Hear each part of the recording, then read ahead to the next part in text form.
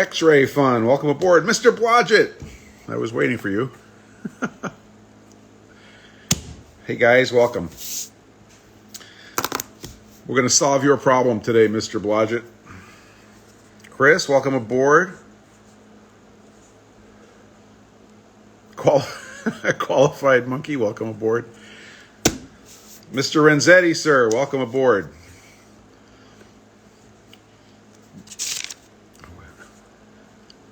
Hey guys. So, Andrew, welcome aboard.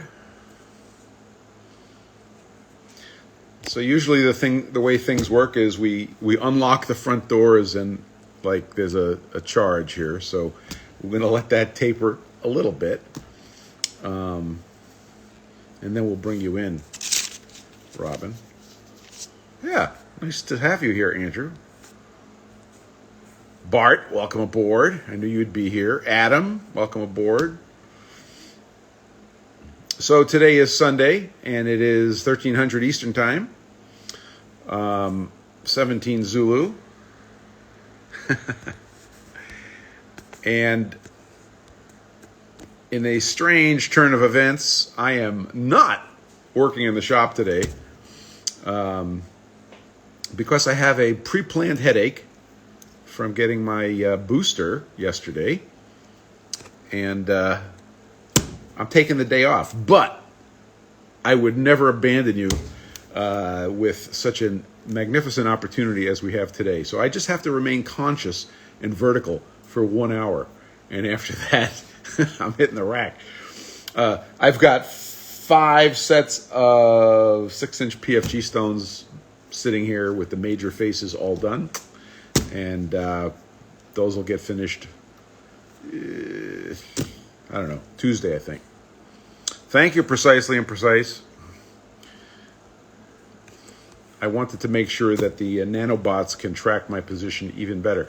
Okay, so with that, while we're ramping up here, I'm going to bring Robin in. Why not? And we'll just chit chat until we get into the meat of the topic today, which is lapping. So Robin, go ahead and hit that magic button, and we will we'll bring you in. So if you guys have questions, the number one best thing to do is if you're on an app on a phone, there's like a little button down there that has a question mark inside of a little dialogue balloon. If you see that, that's the question button. That's the best way to put a question in. The second best way to put a question in is to put it in the chat. The reason I say that is sometimes the chat is rolling and we might miss a question. And I will be repeating the questions for Robin, and I'm going to hit the magic button on my end here, Robin.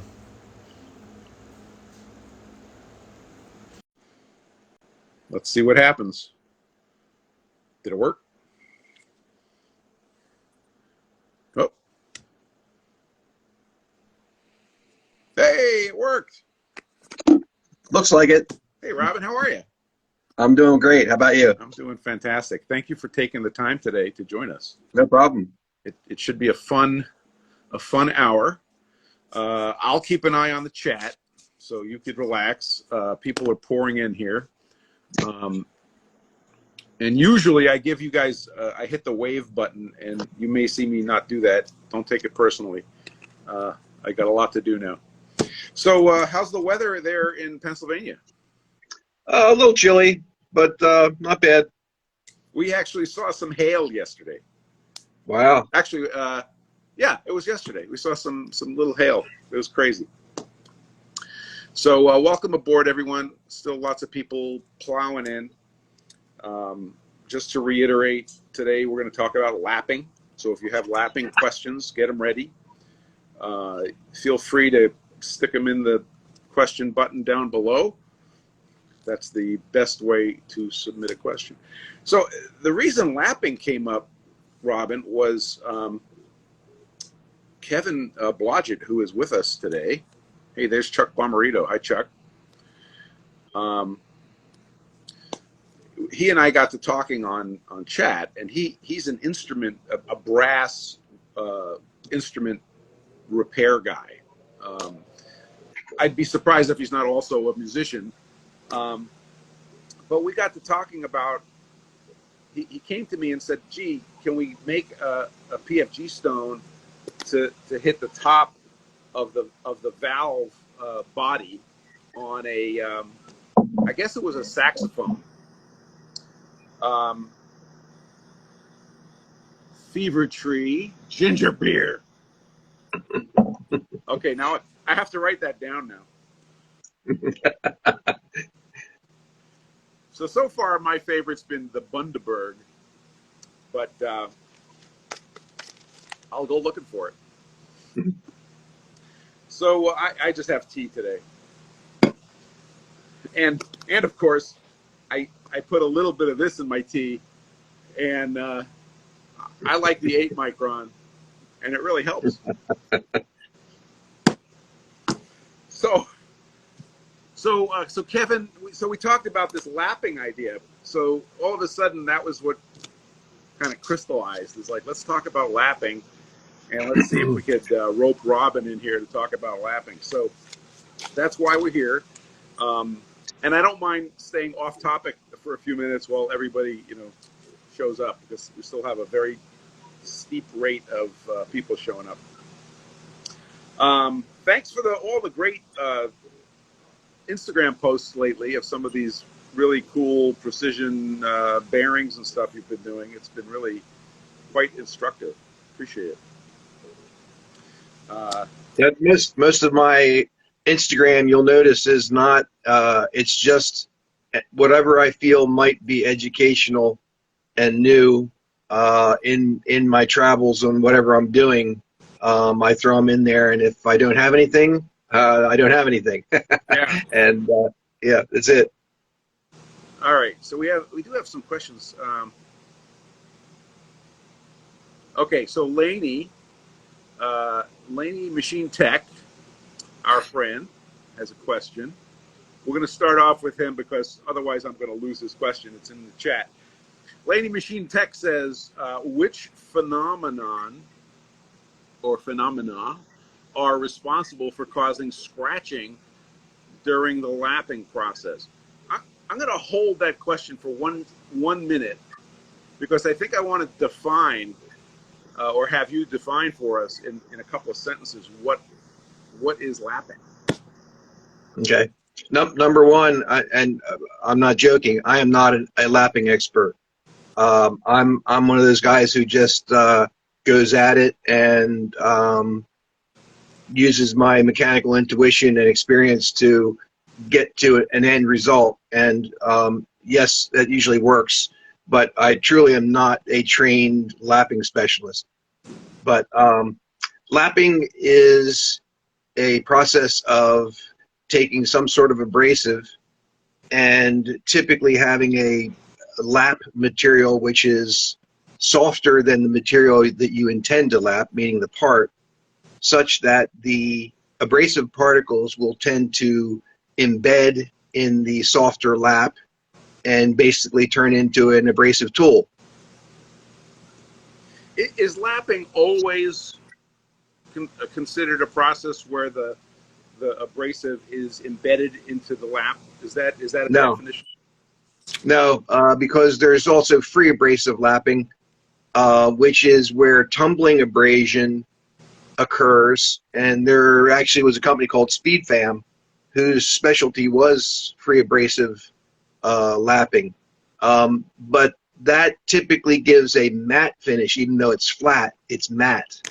And if that works for you, that's great.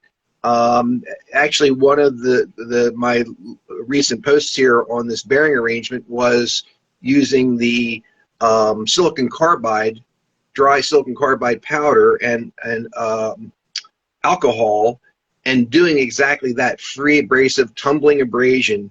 And what was good about that is it gives you a very textured mechanical tooth surface to those gluing areas.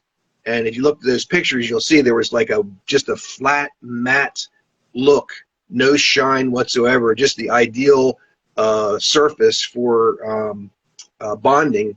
And in the process, by using the flat materials and the silicone mat and the magnetic chuck, I was able to actually have it make the mating surface more uniform so that the glue line would be relatively parallel and any high spots and things would get rubbed down. So best of all worlds there. But that's free abrasive. Yes, two different things. And one note here, it's very important to realize that your lapping technique, you need to be identifying what mode you're in. Well, I'll stop there because we'll probably get into that further.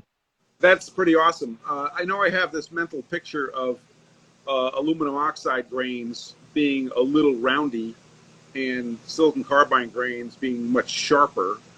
Does that have to do with the surface ending up matte with the silicon carbide? Well, the silicon carbide is just a harder abrasive than aluminum oxide. The actual particle shape, I think, just like all aluminum oxides, there's all different grades of aluminum oxide, like 38A, versus 32A. 38A is in grinding wheels is a much more friable particle, which tends to be a pickier, gnarlier kind of grain. So yeah, that's somewhat independent of the abrasive. Okay. And not one other thing is some of these things here I might be saying might be just my opinion and might not be technically correct. So I'm not, just because when people speak authoritatively, people assume it's all correct knowledge, and I'm giving you a warning that everything I say here might not be correct. Actually, that's a requirement on this particular line. So that's totally fine. Yeah, I'm going to pull one from the question box here. That's a good one. I like this one. If you could have just a few lapping compounds in your toolbox, which would they be? In my case, a diamond and a garnet, or time saver or whatever. Diamond because if you're out to get precise surfaces, you want an abrasive that really cuts. And in my opinion, if you're doing hardened steels, anything but diamond is a total waste of time. It'll get the job done, but you're just making life miserable for yourself compared to using diamond. On the other hand, if there's things where you want to, as an example, lap softer materials, you have something that's a cold rolled steel and you want to lap it, well, then you better be using garnet and some soft lap, where the garnet being a quote non-charging, and all that means is it's a soft abrasive that's very friable, and the more you lap with it, the more it diminishes to nothing. And you keep going far enough and keep rinsing, it basically disappears. So that's somewhat the premise of the time saver materials, and garnet is just as good for that application. So those would be the two if I could only have two, one for the hard stuff, one for the soft stuff. I pulled off my shelf some stuff that I bought and of course have no idea how to use. The clover, which is block type. Nothing wrong with that. And that's a, let's see what that is. Silicon carbide, I believe. That's probably. Yeah, they call it a silicon carbide grease. So yeah, it's pretty heavy. This one's a 600, and this is more clover in a little kit. Yeah. And I do use those, even though I said diamond. When I was talking about hard stuff, I meant hardened tool steel and things. But your other things where you're doing a housing or something, and you want a bearing seat to be especially round, and you're going to lap it more for geometry and fine tuning of size purposes, absolutely nothing wrong with those compounds. I have several of those also. Laney Machine Tech says, also, I know you use cast iron for flat lapping and aluminum for cylindrical lapping and diamond as an abrasive almost exclusively, but what about other lapping substrate materials and abrasives? Anything is, cast iron is good because it's relatively hard, but also relatively chargeable. In my mind, you need to think of a lap and the materials for laps. Ductility is also a very important thing. So like copper laps, brass laps, aluminum laps, Magnesium is an excellent lap because it's a very ductile material. The ductility allows the particles to embed easily and also get pushed around, and that's the addressing the scratching aspect a little bit. The softer the lap, the more that the lap will take a big particle and suck it up rather than causing a scratch. So that's why wood or phenolic or something very forgiving for finishing, or even cloth and metallographic things, metallographic being where you're using lapping to prepare specimens for metallurgically looking at the grain structures and things. Those things very, very frequently use like a woven nylon or proprietary mats that are very soft to do exactly that. Charge, hold the particles well enough to behave and act as a lap, but allow any rogue particles to just kind of sink down in instead of causing a big gouge. So this is my question. When you are using a soft material as a lap, you're obviously not you are copying the soft material's surface to some extent. How do you maintain precision? Is it just careful application and remeasuring?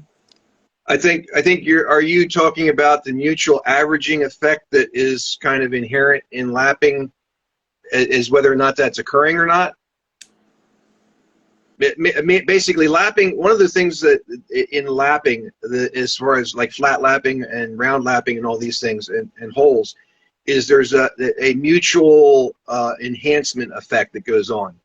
But that can only occur if there's some abrasion on both.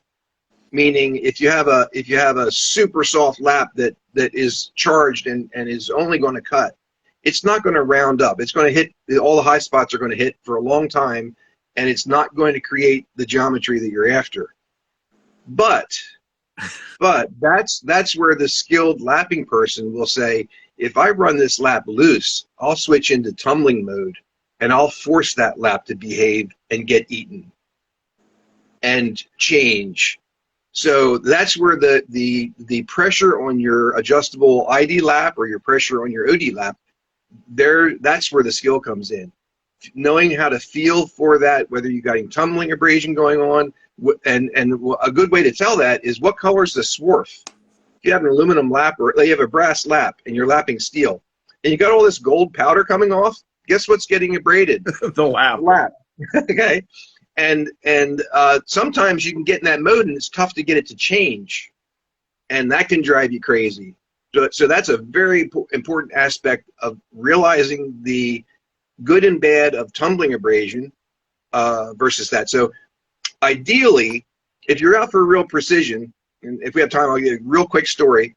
Where I worked, we made diamond industrial dressing rolls, and we bought a brand new Moore number 3 measuring machine, which was like completely ridiculous for the size company we were, but we needed it for the precision that we had to inspect parts for to be able to make the parts. Well, the quill kept sticking. The Moore serviceman comes down, when we were very good buds, came down like 3 times, crocus clothing the outside of the quill, taking it out, crocus clothing the outside of the quill, putting it back in very carefully. Still sticky. So I said to him, I said, that's it. We need to lap this thing. And he just about pooped his pants. And I said, no, I said, trust me. I said, I guarantee we can do this. And how we do that is we make the ID lap and an OD lap matched, both out of the exact same material so that you get the mutual averaging. Use the diamond size you're going to use, lap them on each other, and actually adjust the lap so that it's actually on size. So instead of any conditioning happening with the OD lap on the quill, it was ready to go, charged, completely pristine. We did that, end of story, and everything was fixed. So there's an example of where knowing what's going on and doing a proper sequence there, you can do that kind of thing. And what material were the laps made out of? Cast iron. Okay. So cast iron is a very common lap material.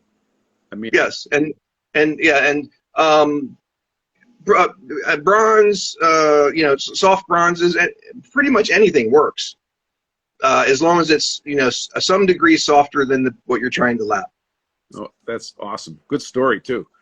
Aaron asks, what I was always wondering is how do you keep your lapping plate from wearing if the thing you are lapping is smaller than the plate? Okay, and that's where I really go nuts with people as far as with technique. So like the last thing I showed, and that was purely by chance that I happened to be doing that lapping of that hardened race just before this Sunday on those races there.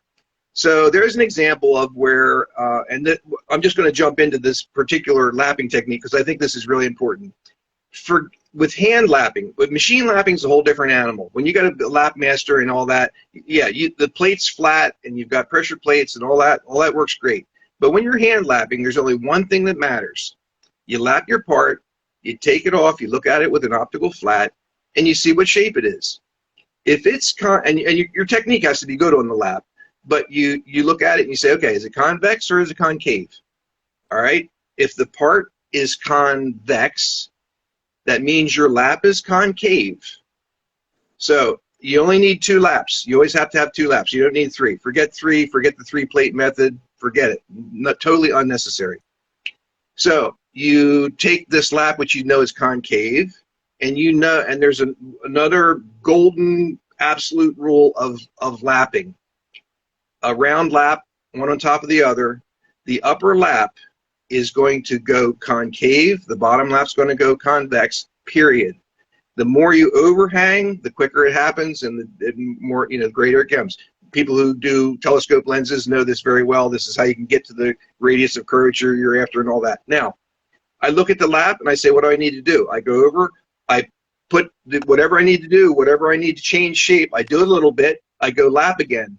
And I say, okay, am I there? No, a little bit more. It took me about 5 passes of checking back and forth very quickly on that race until I got those straight lines that are probably at least half a band's flatness on there. So forget the shape of the lap. See what the lap's generating. You have to have good technique so you're not chasing your tail. You can't be rocking your part all around and making it spherical because you're, doing bad stuff with your hands on the lap. So that's that. Now, the lap coverage, people just dive in the center of the lap, roll around in the center, do figure eights, do all that stuff. Nuts. You have to go orbits on the outside and work your way to the center very rarely, but you have to cover everything. When I do, I've done many times, I've done these keyway gauges, which are basically gauge blocks for keyways. And I've showed those on there, very, very flat. I mean, gauge block flatness. On those, on a round lap, I do straight strokes on the lap. I start on one edge. I go edge to edge, all the way across the lap. I'll turn the lap 90 degrees, and I'll do the same thing coming back the other way, always using the lap. That's absolutely essential. You have to be picturing the wear of the lap and keeping it the same, and continuously using your other lap to charge. So I will, every time I put slurry on, I will take the other lap, sit on there. If I don't need to change shape at all, I'll do a very small orbit, but I'll do that to basically make sure that any whoop-de-doos or things that I put in from my lapping are being taken out every time. Excellent. And I just wanted, in case people forget, that's concave. Of course, I should have written it backwards, but I don't know how. Concave means the sides are caved in, right? And convex, yeah, the other one. That's pretty cool. Let's go to our question bucket. Fad Radcator asks, can you overcharge your slurry? What's too much? Yes, you can have too much abrasive, and meaning that there's so much on there that you end up with more than can charge in, and then it forcibly is forced to tumble because it has to go somewhere, as opposed to being a little shy of abrasive and telling that. There's also magic in the abrasive in the slurries for manufacturers. So you can take compound and mix it with WD-40 and or whatever your favorite lube is and put it. But if you've ever experienced using, like, buying some real Chemet, that's one I have experience with, slurry, or an actual manufacturer's slurry, those solutions are not just some willy-nilly, thing. They are really engineered to make lapping happen really well. And it's night and day difference. Even on the ceramic lap, which is a different story, how the mechanics of that happens, but on a ceramic lap, that stuff cuts like mad. So there is benefit in actually buying a purpose-built slurry. If you intend to do much, it pays off. Cool. Excellent answer. Thank you. Let's see. Who's next? We got that one. Oh, okay, so the question box is empty. And let me go back and chat here.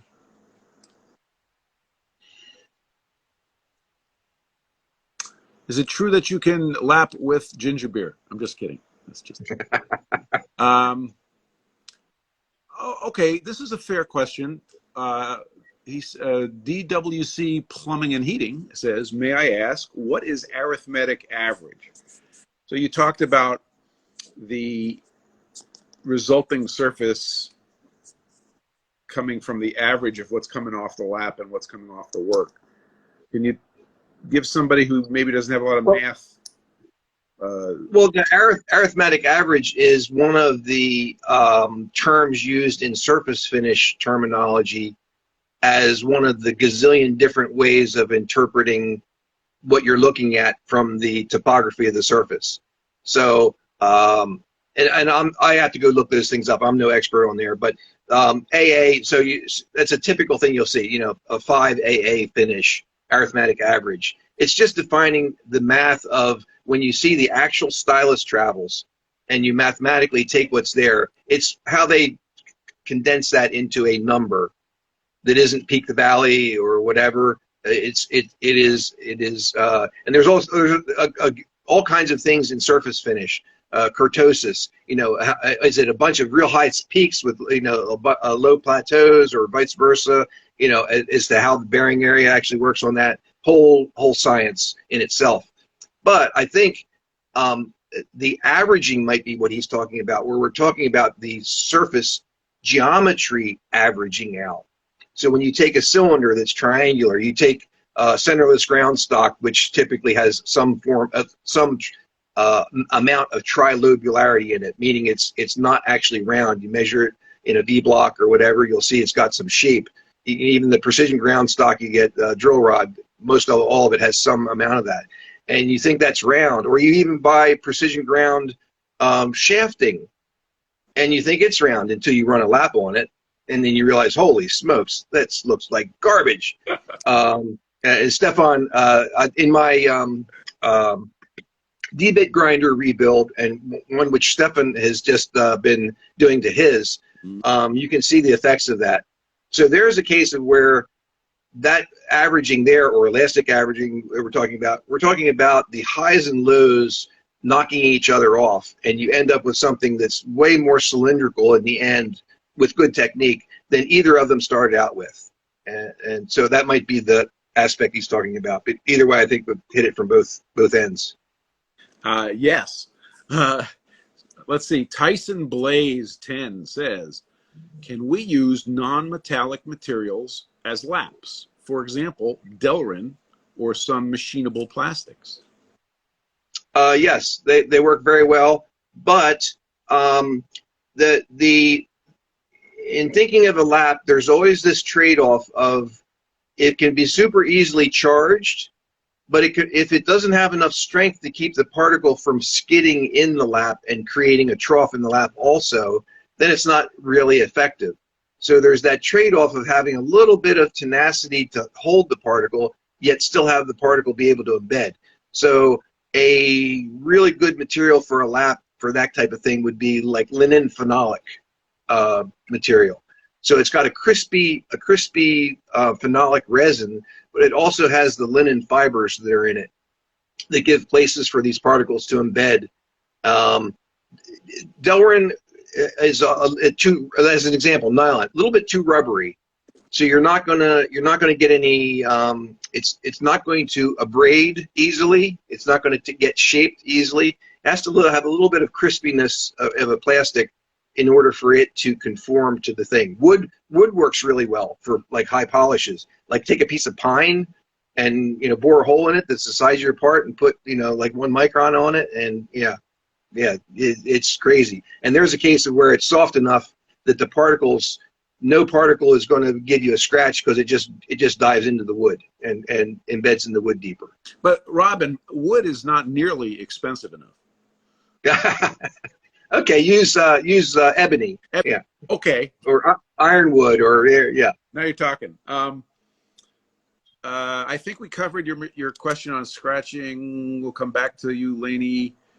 Mr. Croteau says, let's talk more about foil on surface plates. I think Ox Tools did a little thing on putting a piece of tin foil on a surface plate, and that's your lap. What do you think about that?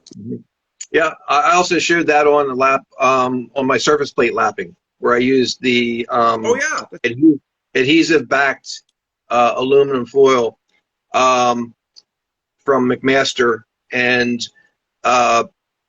there's a case of where that can work, but if you're out for, that will work as far as abrasion, but if you're out for precision, you have to keep in mind the stability and precision of the surface. So anything that's got an adhesive backing that can keep moving around and all that, if you're trying to lap precise stuff, can give you trouble. But aluminum on a plate can work very well.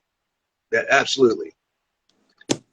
Excellent. One other biggie is grooving of laps is extremely important because of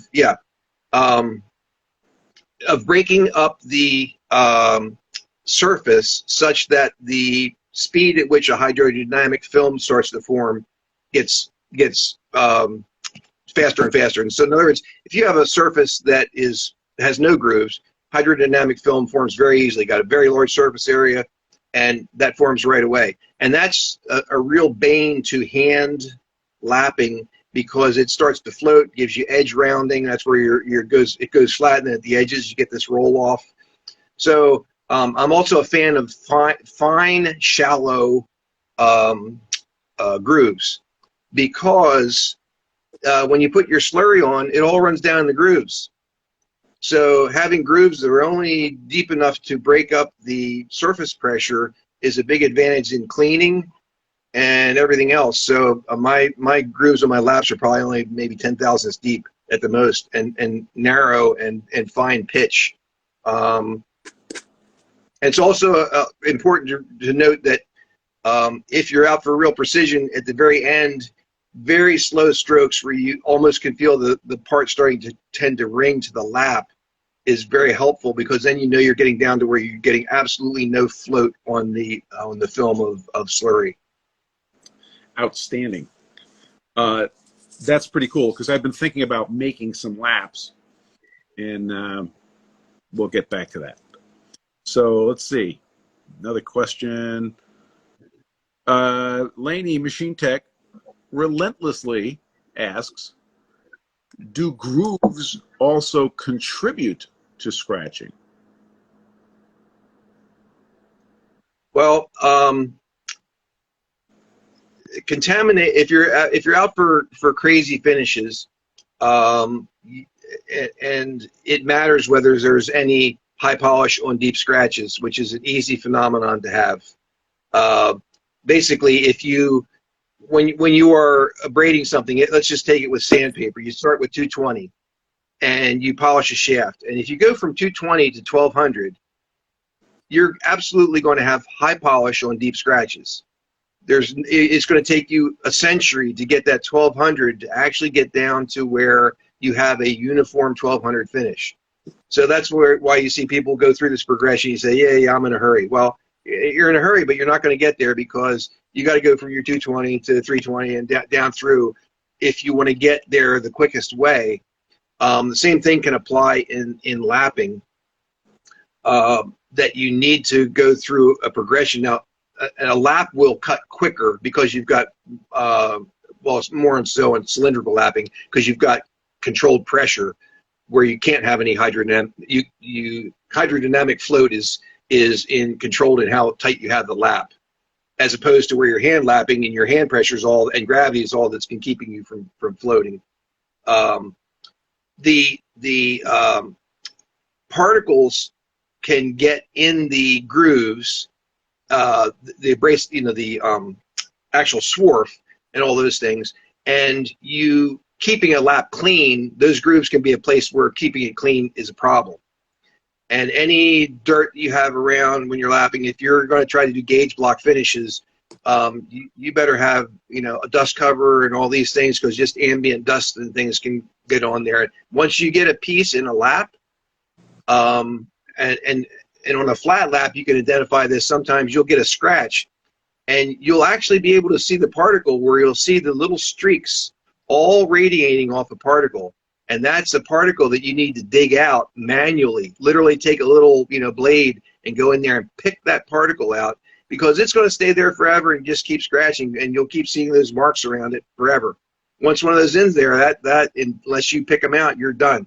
But that is also a place where you can take a sacrificial piece, go into tumble abrasion mode in your lapping, keep it loose, intentionally abrade the lap to chew the whole lap surface away and refresh it, and then come back to charge again. That's awesome. So it sounds like the real skill is being able to be in tumble mode or charged mode at will, and doing the right thing.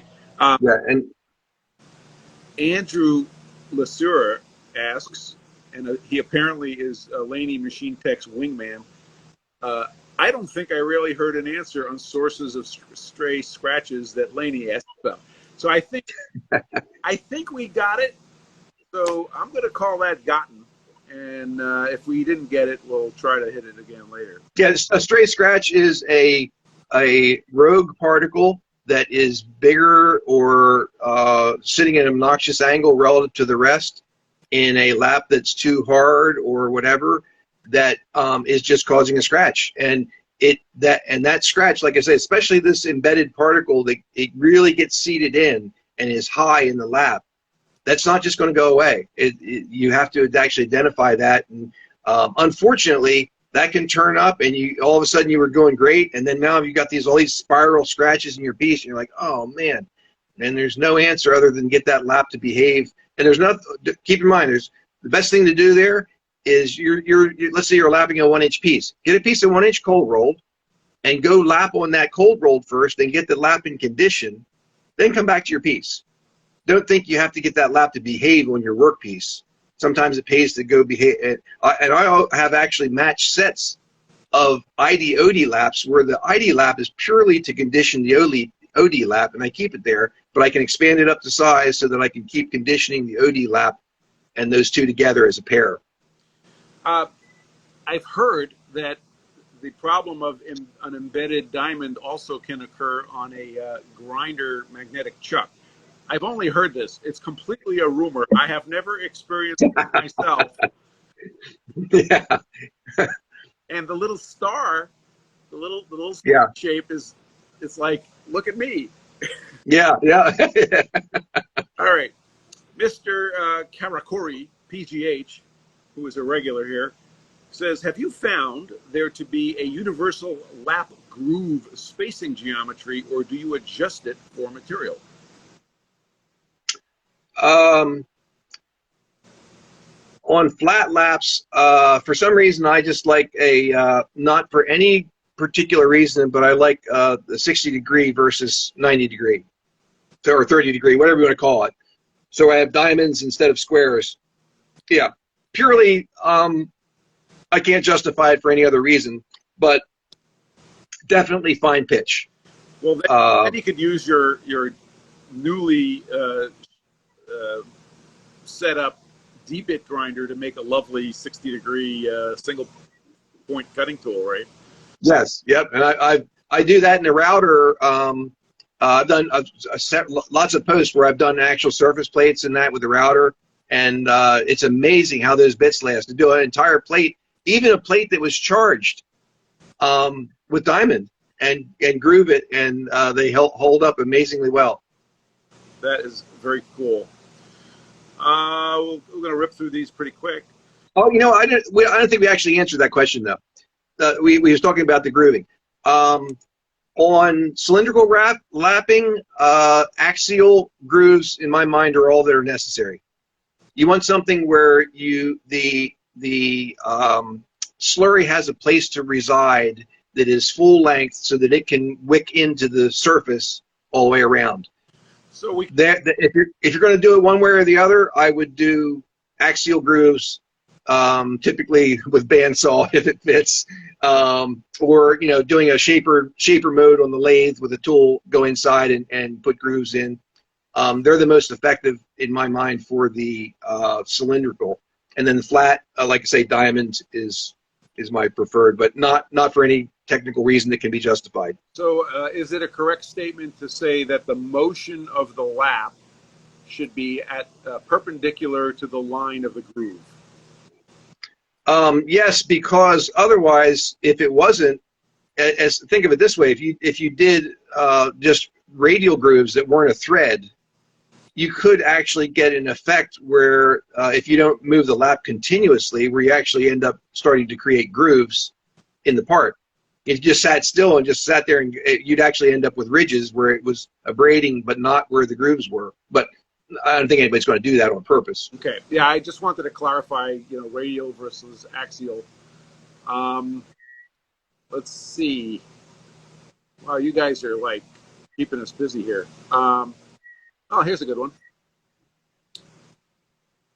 Mr. Blodgett, repairer of fine brass instruments, says, is tumbling versus charged determined by the cutting particle size?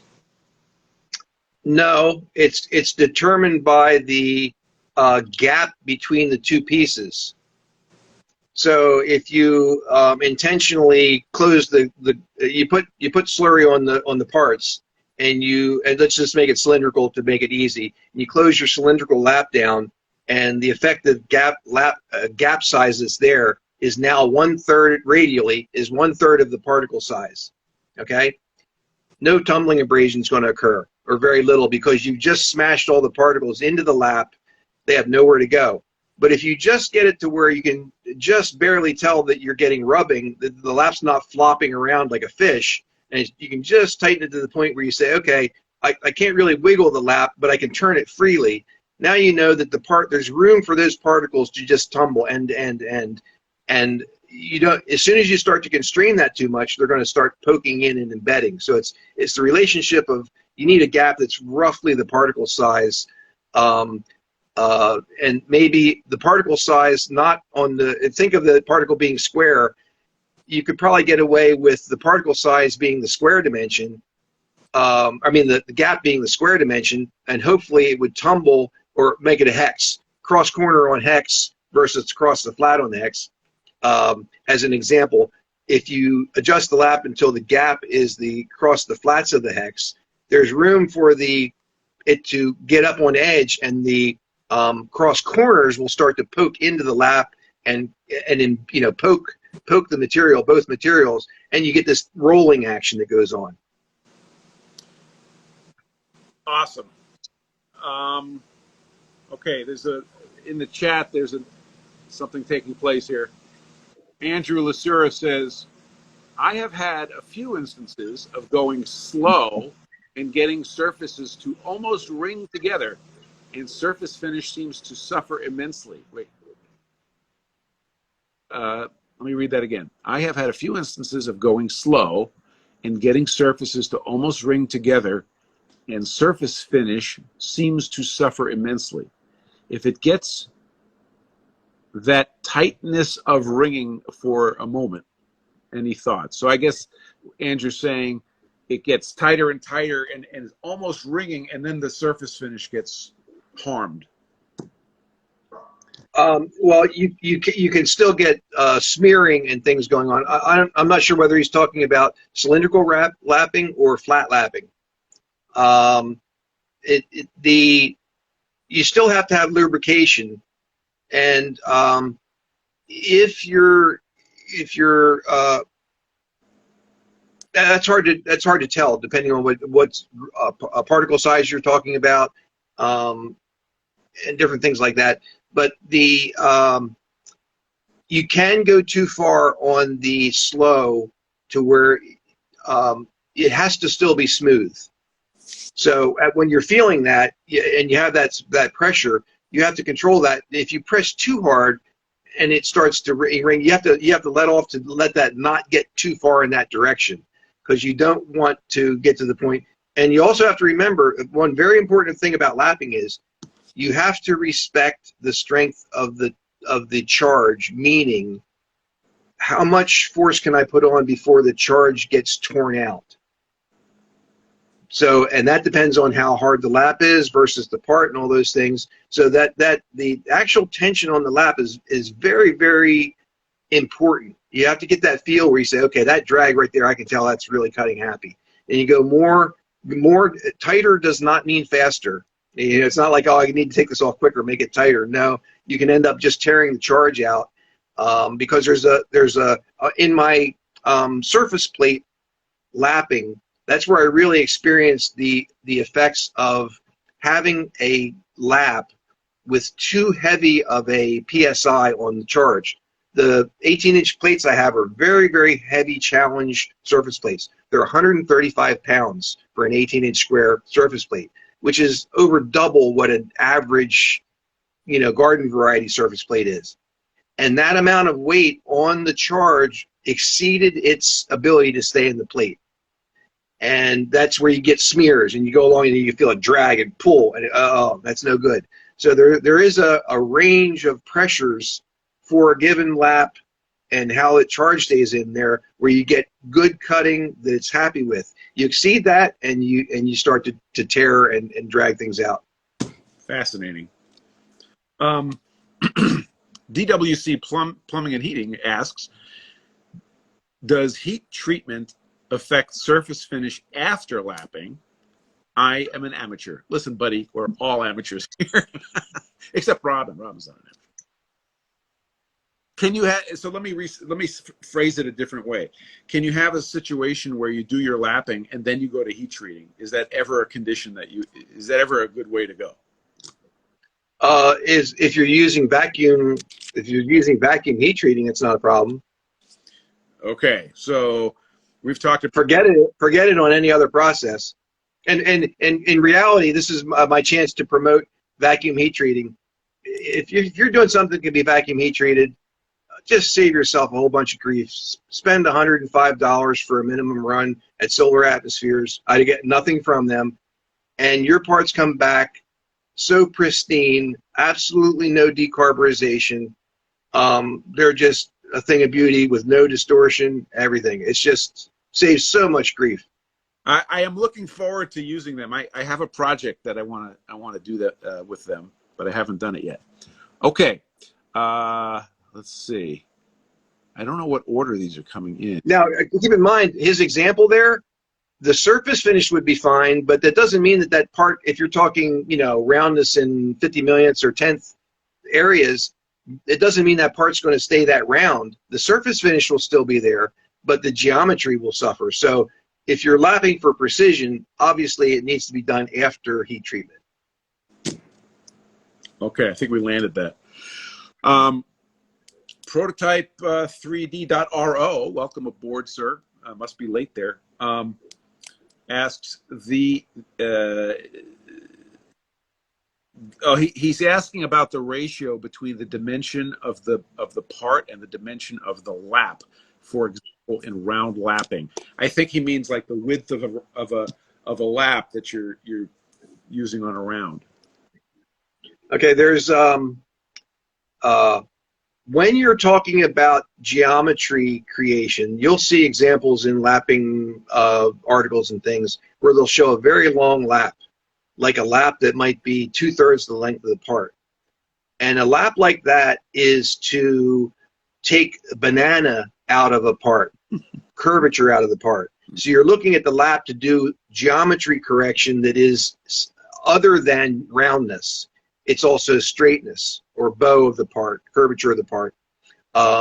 Now, that's fine and dandy, but very hard to control, because all lapping, you have to keep in mind thinking about what the wear pattern is, what parts of the lap are being exercised, and what parts, just in the normal stroking of things, what's going to get more abrasion regardless of what you do.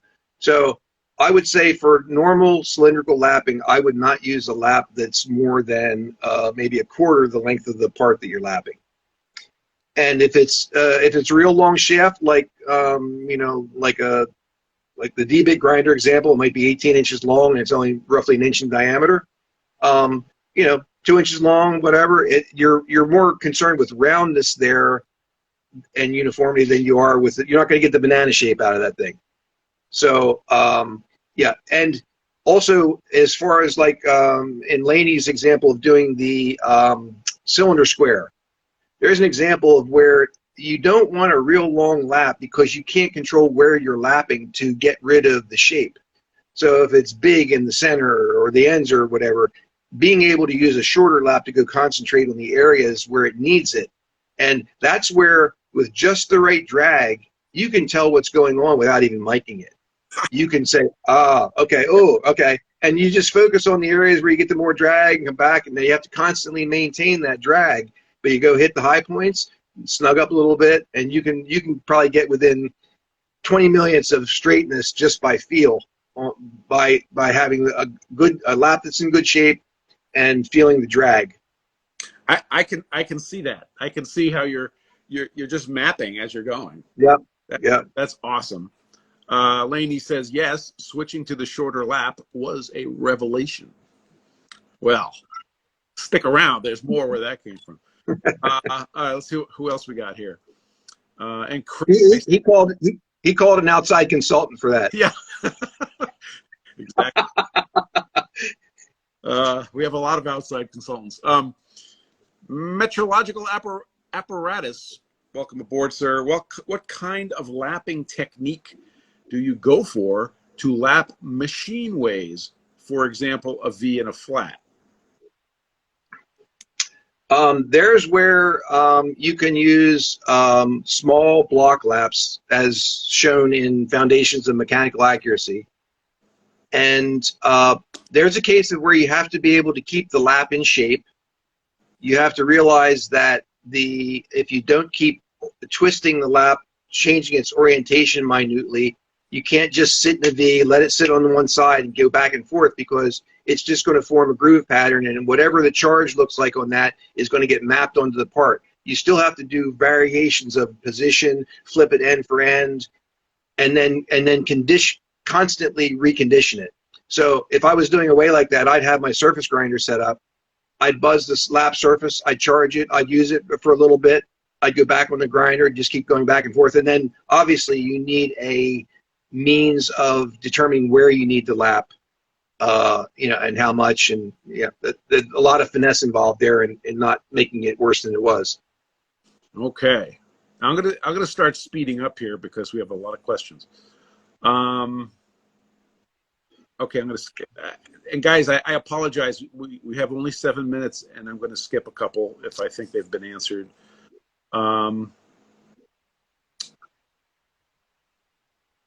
So this is no, I think we covered that. Just talk amongst yourselves. Yeah, I think we covered that.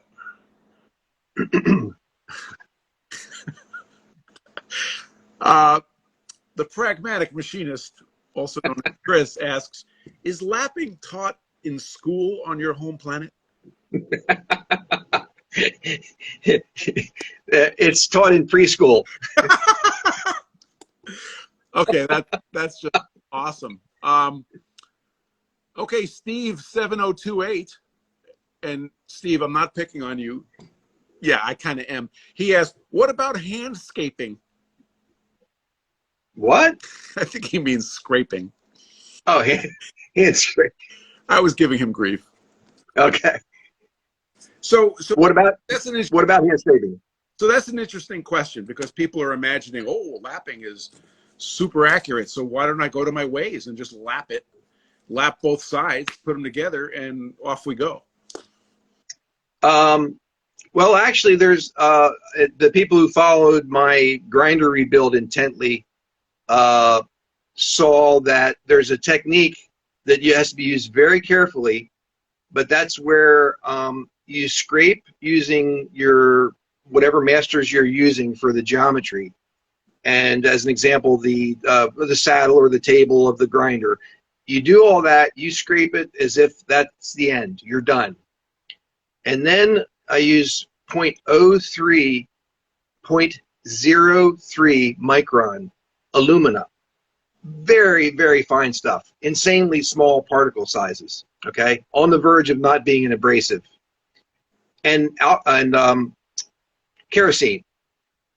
And I put the machine together, lubed with that. This isn't like a paste. This is just enough of that stuff in there that you can barely tell it's there. And what that does is all the peaks that are actually contacting turn into mirror finishes. I mean, like gauge block mirror finishes. And it does several things. Number one, it's a very, very sensitive tell of where the bearing is and isn't, or is heavier and lighter. Now, at that point, I might go back and say, oh, this needs to be opened up a little bit here. This is really dense here and I'm light here. And I might go in and flake with the scraper a little bit and do it again.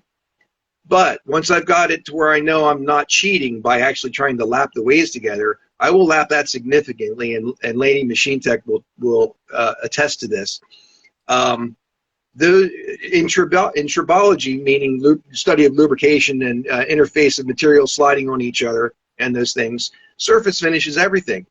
Having the plateaus of your scraping being these perfect mirrored surfaces means that scraping is going to stay put right where you left it and not rub its way in and have all this not abrasive, but particles that have to rub off and get embedded in the oil and all that. That doesn't happen.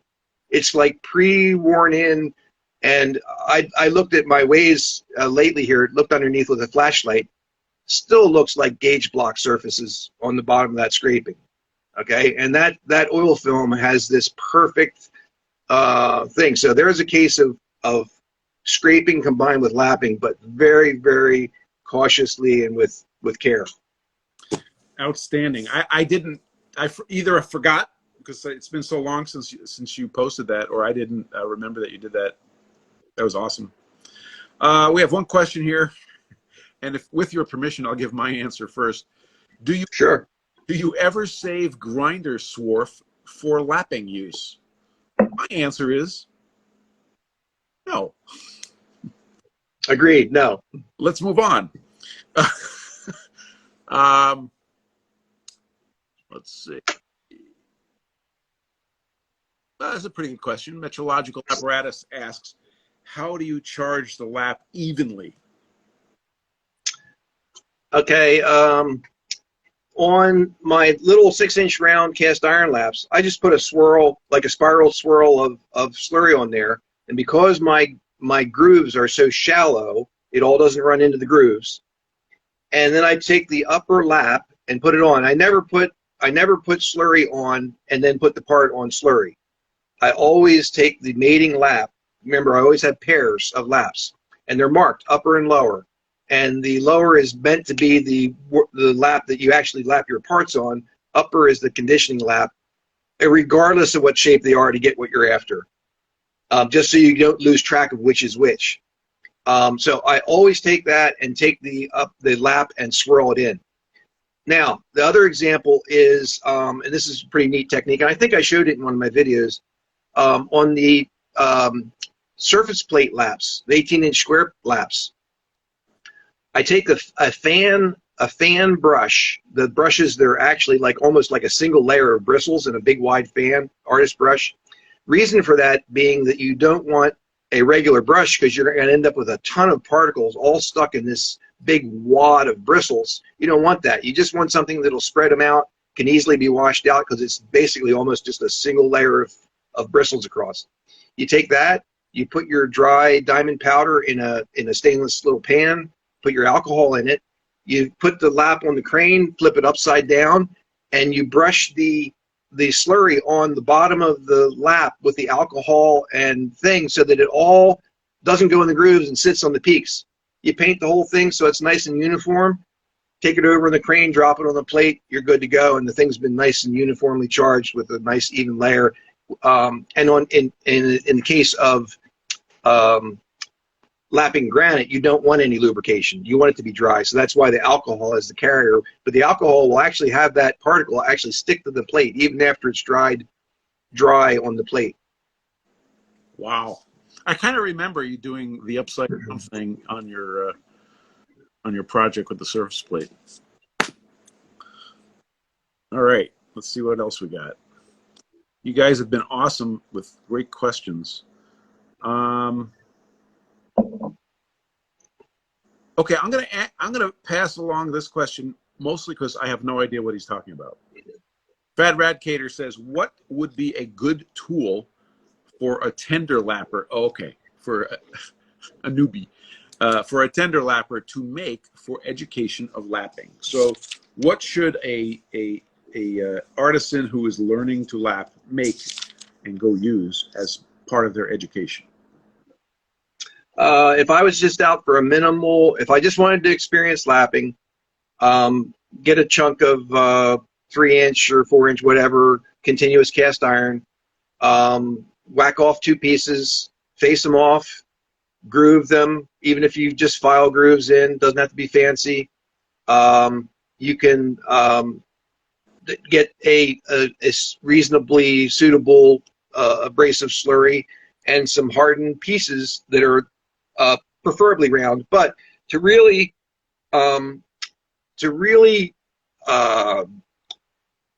experience the whole thing, you need to have the optical flats to be able to quickly see the shape that you're getting. If you want to learn how to get the lapping going, if you just want to learn how to lap in general, I mean, just lapping, that doesn't take anything. The real art is in making it do what you want, meaning flat or round.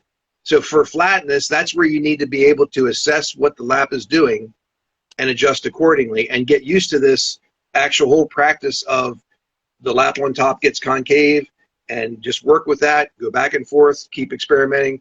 And yeah, that's, you know, having a light source and an optical flat, you know, it's all of a sudden it's not a trivial minor thing, but it's necessary. Though that there's magic in forget the shape of the lap. You can surface grind laps till you're blue in the face. Then they're not going to give you the flat part. And with that, at least not in my experience. and here's the proof. The good way to do this is when I can take my 2 laps, my upper and lower. I have a lap that I know I'm doing these keyway gauges, and I'm getting, you know, gauge block flatness, dead straight lines. I mean, they're as flat as the optical flat is. All right. If I take that and I go over to the lap that's the top lap and go on there, that thing is so the lap is so concave it's ridiculous. The part is completely junk if I lap it on that one. So that proves the fact that having a flat lap in hand lapping. Now, last thing I'm going to say is the in hand lapping. When I say, you know, people say ask about figure 8, and I say forget figure 8. It's because you have to very, very carefully be thinking about the forces you're putting on this piece of material. You have to be putting your forces on down as close to the plate as possible so that you're not tipping, because just the slightest little bit of tipping action is going to give you convexity on the part that isn't because of the lap. So you start combining that with all these other things, you can chase your tail forever because you're doing multiple things that are causing the problem. That technique of how you hold the part, I think I actually described it in my magic surface plate video. I talked about how you hold the part and actually intentionally leaning, counteracting what you know is happening as you push. Those things are the magic of getting the lap, getting as good as the lap is capable of. So you have to have that mastered first, such that the changes you make to the lap, you're not chasing your tail with bad technique. And the reason I say forget figure eight, I'm not talented enough to do that dynamically in a constantly changing orientation doing this eight. Not to mention the fact a figure eight is going to wear a shape in your plate. You want to be doing circles. You can change direction, but on a round plate, you need to be doing circles if you're doing a round part and going around, or doing the straight line technique I talked about where you're really focusing on holding the part down.